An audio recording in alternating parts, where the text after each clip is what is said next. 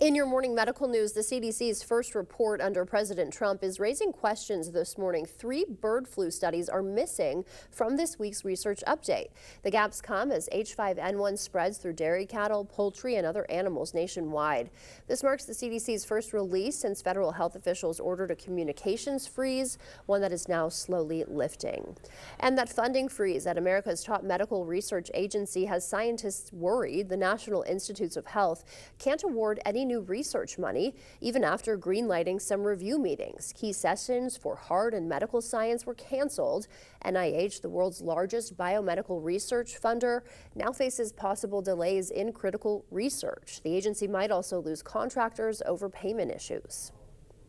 The first Friday in February marks National Wear Red Day, a day to raise awareness about the leading cause of death for women in this country. Stephanie Stahl has one woman's story of survival and what she wants others to know about heart disease. Robin Eaton wants women to trust their gut when it comes to their heart. I started having intense pain in my chest.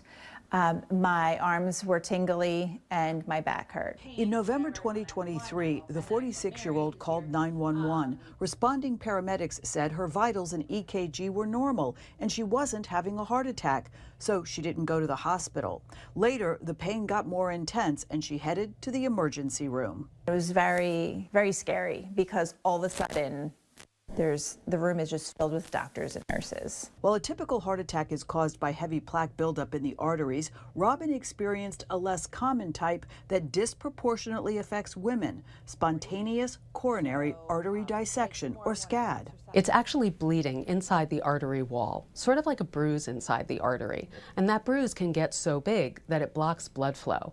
When the heart is not getting enough blood flow, there can be damage. Dr. Harmony Reynolds at NYU Langone Health wants other women to follow Robin's example. When there's chest discomfort or another symptom that you think might be heart attack, and it's going on for 10 or 15 minutes or more, we need to call 911 and get to a hospital. I just run a 5K the week before. I was the healthiest I've been in years. Tests showed Robin has a condition that increases her risk for SCAD, and she was treated with medication and cardiac rehab. Had I just listened to the paramedics, my kids would have come home and I would not have been here today. You know your body best. She's sharing her story as part of the American Heart Association's Go Red for Women movement and says she's maintaining a healthy lifestyle to continue healing.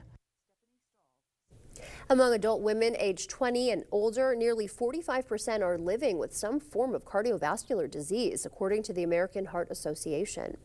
And Gunderson Health System unveiling its Bigger, Better Women's Clinic. The OBGYN department has a new home on the 5th floor. Growing demand pushed them to expand, adding 6 ultrasound rooms and 8 exam rooms to the space. They've just really enjoyed the new bright space. It's a lot more aesthetically calming because obviously going to your gynecology appointment isn't always the most fun. So that's been nice to have this nice aesthetic pleasing space for them during this time. Dr. Ted Peck was honored with the naming of the ultrasound wing on the new floor, a tribute to his 30 years of service with Gunderson.